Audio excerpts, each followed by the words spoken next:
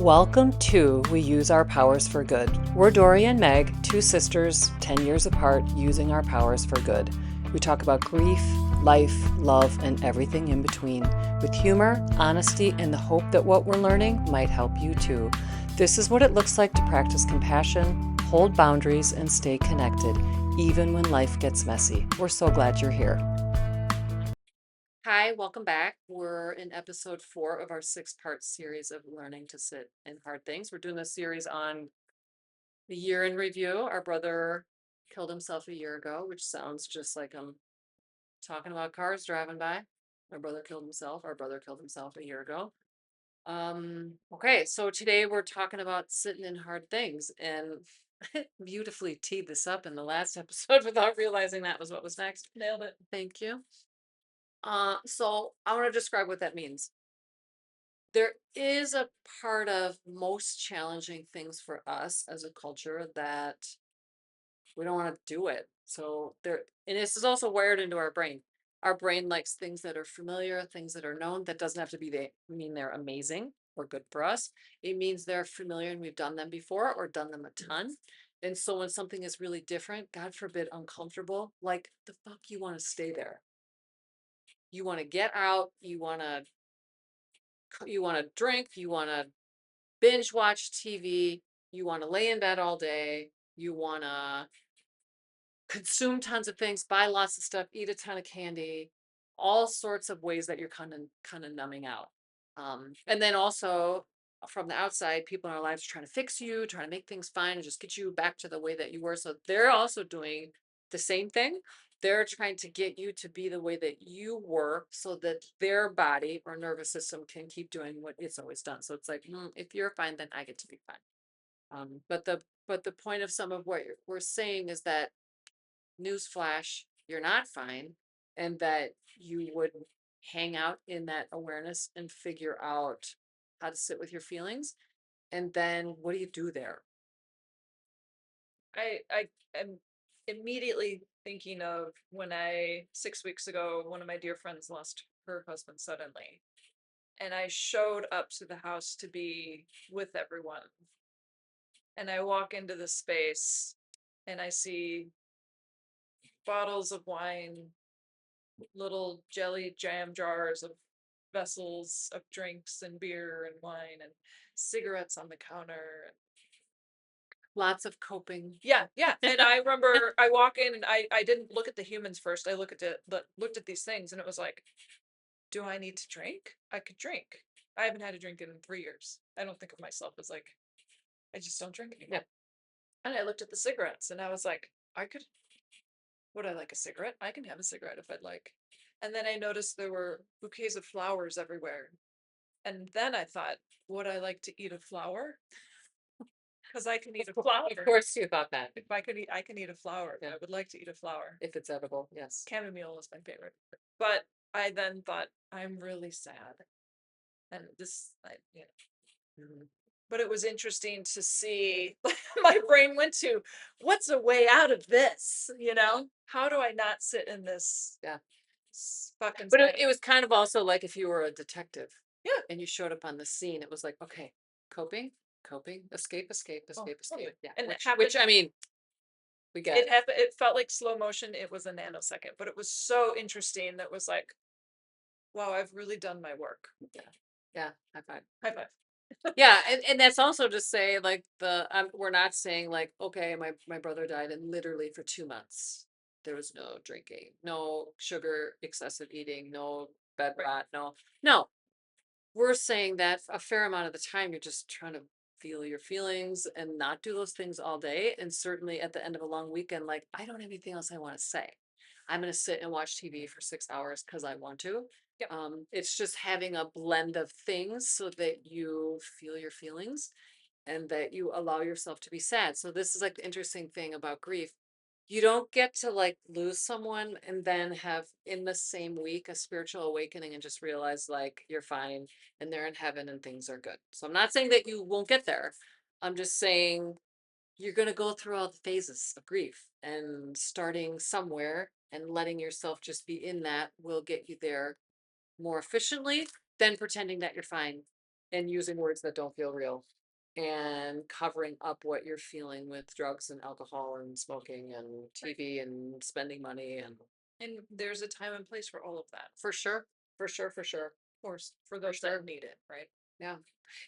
And certainly too, the first time that you do this, you don't have to, I mean this lovingly, but my brother died, so I can say this. Like, you don't have to wait for someone to die to practice these things, right? Well, So, P.S. Someone's going to die in your life. spoiler, spoiler. I mean, I'm just saying. You sit here and name all the We're people. not, any of us aren't getting out of No, this we're alive, so. not. We're not immune. You could start practicing this stuff now. Something challenging happens at work. Something challenging is happening with your family, with your spouse, with your kids, with your partner. Um, And you just sit in it and see how you feel. And instead of getting online and spending a bunch of money or doom scrolling, you're maybe getting a notebook out and journaling or writing it down or asking a friend, would you have coffee with me? And just like, can I just share some things with you? And that's sitting in hard things. You're not trying to make it go away by doing these other behaviors. You're sitting in it, meaning, what do I feel? What do I think? What do I want to say? What do I want to share? What do I need? And the only way to know those things and get those answers is to slow down and be there. And hearing you say all these things, being in your body with it, Yeah. because I think that's also a huge coping mechanism. Yep. Leaving. I am over here, but this is over Right. here. So a lot of people, and that's a really great point. Because I don't think that's something we talk about a ton. We talk about someone that's like this, and then after something happens and they can't ever, they just feel all the time, and I think that would be called like feeling anxious. The other is that someone completely leaves their body and escapes and stays escaped. Yeah. They don't come back in their body. You can go function like this, which is, both of these things. You don't think about it, but someone has completely left the building. They're not fully in their body and they're out doing things that are harming themselves and harming others because they're not fully present. And they're trying to do bigger things to feel the edges of where they are, which Yeah. is not anchored. Which I lived in that space off and on for many years. And And what are the, it would look like I've fallen down. I feel like mm, I was like clockwork every 8 months injuring myself mm, and needing you. mhm. Nidor, will you come help me? God Sure. forbid I go to a doctor. Or use your words and ask, Well, that, but you didn't know. right. Right. So it was just one after the other after the other. It was just injury after injury. I'd push myself so physically hard, and then I would need someone to take care of me, Mhm. which was usually you. Yeah. And then it was Chad. But it Yeah. was, how do I get my needs met prior to pushing myself down the stairs, or Yeah. not cognizant, like not. Well, and so how would you know that about yourself? You might know that about yourself if you realize, like, why am I doing these really aggressive things Right. with some routineness to like get the people in my life or myself, like to shock them maybe? Mhm. Um, And for me, it looks like I'm doing too many things at once. mm, I'm not allowing anyone to help me. I'm taking on everything on my own. And the resentment starts to build up. God forbid I use my words. mm, And I crack. yeah. And that's kind of a whole other thing that people do. Going, one thing, the next thing, you're dropping this off, you're picking that up, you're coming home and you're working on a project and you're checking all these boxes. Not sitting still and staying busy and working too much. That's covering up, right? Yeah. You're not slowing down, you're not sitting with your feelings. So that's, how you could use this on a day-to-day basis is how often do you sit and do nothing? Which just means I'm not doom scrolling, I'm not shopping on Amazon, I'm not watching a TV show, I'm not listening to a podcast, I'm not watching like listening to something that is actual silence and I'm sitting and doing nothing. Can you be comfortable in that space? Yeah, and to start off with, set a timer and do it for 7 or 8 minutes. I'm not saying you gotta sit there for 3 hours. How about you try it for a minute first? Fair. I mean, we joke we've been rewatching Harry Potter, and one of the lines Ron says to Harry, because Harry's just in his head and he's not accepting help. Number 5, Goblet of Fire. Mhm. And Oh, Ron, that's actually number 4. well, Harry Potter nerd. right, the Phoenix one was number 5 then. No. Anyway, Yes. The anyway, Order of Phoenix, that's number 6. Or anyway, I think it was number 5. Ron says, well, all right then, I'll leave you with your thoughts then. And that line just stuck with me, and we've used. I think we've tried it on each other We like have. a dozen times. It's Brutal. like, okay, I'll just leave you with your thoughts. The first time she did it, I was like, "What the fuck was that?" Then I'm like, "Oh, So we've been, good one." but right, it's that Yeah. whole idea. Watch your head. Yeah. Yeah, and creating an opportunity for you to do that and then to learn from and repeat from. So I'm not saying like do it once, that you would learn to do it routinely and that you would then understand the benefit of doing nothing to see what's going on in here and in And here. not meditation, No, not like no, truly just. just nothing. Yeah. And I remember after he passed, it would immediately, I'd just start sobbing. Yeah. Which we needed to do. Like, I still need to do. Yeah.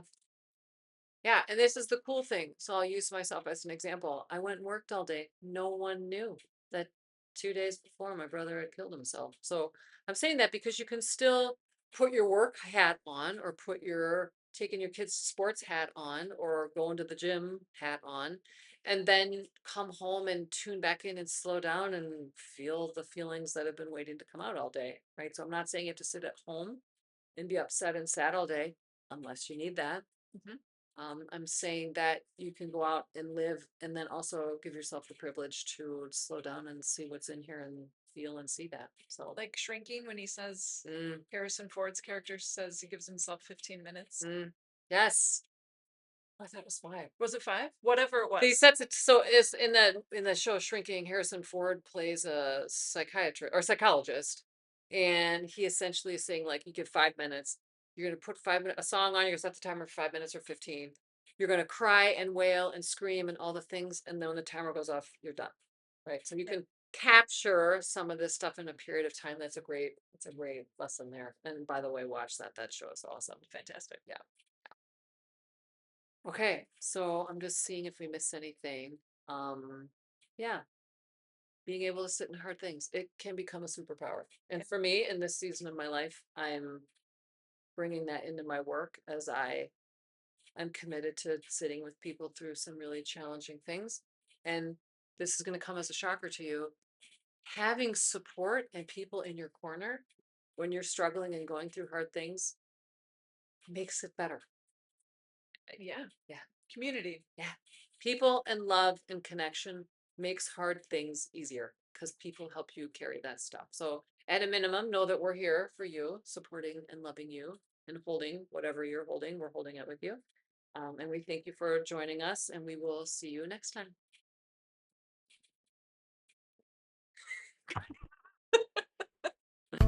This is what healing can look like together with tools, laughter, and love. If this conversation meant something to you, share it with someone who could use it. And if you want more of what real connection sounds like, hit subscribe and come along. Thanks for joining us on We Use Our Powers for Good.